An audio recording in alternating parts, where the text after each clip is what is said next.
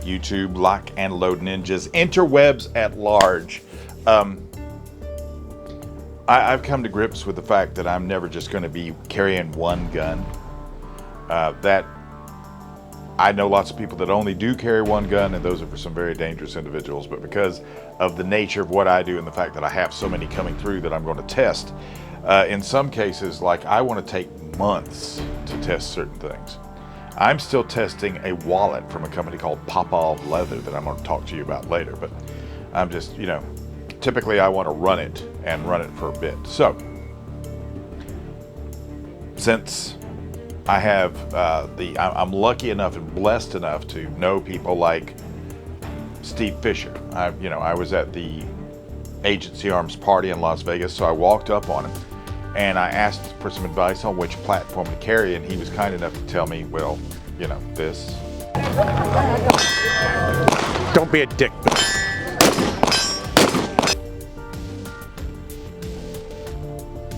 But no matter, that was Steve being Steve. So then one of my collaborators, Keita Bussey, the weaponized woman, she was at the same party, and I asked her what she thought would be the best platform for me to carry, and she told me this. Steve, nice job, dude. Don't be a dick, Bill. So I guess I'm just going to have to figure this out on my own. So this is about me, and I'm late to the game. I've always been one of these people that carries the largest gun I can conceal. The gun that I've trained with the most has been the Glock 17. And this is fairly concealable. Of course, most people would default and go with the Glock 19 because it's more easily concealable. But I 2 more rounds and are nice. A longer barrel, slightly nicer, but not necessary. But the round count, that's where I start drawing my line. But I've shot with this in more classes, or a gun like this, not this one, than any other gun. But I'm constantly reevaluating what it is I'm carrying. So, for striker-fired pistols, if you're going to look at the best striker-fired pistol out there today, in my opinion, then you're looking at this one, which is not even in this because of the form factor. The CZ P320, ergonomically superior to anything out there that I've played with. Trigger is better. It needs, as far as I'm concerned, it needs no tweaking, except possibly maybe the sights if you want to go that route. But it's not in the 17 round form factor. You can get 17 rounds with this gun by putting +2s on it, but for reasons that I'm not even sure of, I decided to omit the P10C, but it is the best striker fired out there coming out of the box. So, in the form factor, what we took to the range, we started with the FN 509. This is a first gen. This is, even the guys at FN sort of recommended I not buy this one. This one I had to take to Roger Ward at Ace Firearms, and he took pictures of all the surfaces. It had a few issues. And Roger smoothed them out enough to make it a pretty good pistol. Has an Apex trigger in it, nice flat trigger. I like the way it feels in my hand.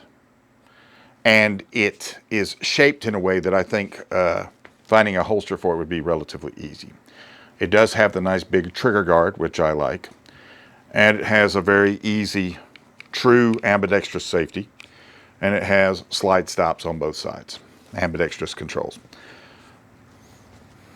Of the guns I went out and tested, this one got the least amount of praise.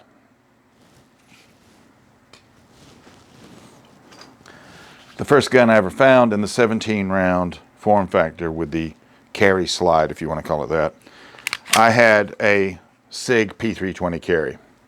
At the time when I saw it, I kind of thought it was a stupid concept, to be honest with you. I don't know why. I still can't remember why I thought that. However, this one comes with 21 round magazines. It is sort of set up as a TAC Ops pistol, complete with the threaded barrel. Anybody out there that has a regular barrel for for this particular gun, looking for a threaded barrel. We could trade, because this is going to be going, because the one thing about having a threaded barrel, the cap always wants to come off. We had to take the cap off of it to shoot. This is a new enough gun to where it already has the part right here cut out. So for the M17, if this had been an M17 frame, it would have been fitted with a frame mounted safety. I've always liked the 320. I like the way it feels. I like the way it shoots. One of the common complaints I heard was that the tall slide, giving it that high axis for you to look at and everything else, and acquire sights. Plus, this has suppressor sights on it, so it's just high and tall. I like the gun. I like the P320 platform a lot. And then this is where I started thinking about things. This is the Glock 45. The 9mm, which is, Glock came out with the Glock 19X. And I don't know why this is the 45 and they have the 19X. I don't know what the difference is between the designations. This gun has already been changed a little bit. It's got a lone wolf barrel because it came with a suppressor or a threaded barrel. And it also came with suppressor sights, and now it has some nice Dawson precision sights. Thing about the 5th gens, the trigger is crisp enough now. That spongy is gone. And I've talked so much about this gun that a few paisans in one of the local sheriff's departments have decided to call me a Glock whore. But, you know, I'm just calling it like I see it. Generations 4 through 1, 1 through 4. Trigger was always an issue. They solved that. There's a few other things I like about this, but the overall, it's getting close. It's getting close to where it needs to be, I think.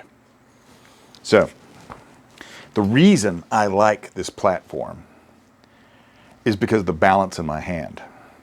Not because it is superior to the full-size gun or to the smaller size gun, but it seems like the combination of this length of slide and that length of grip is just a better balance in my hand when I'm shooting, when I'm drawing, when I'm carrying.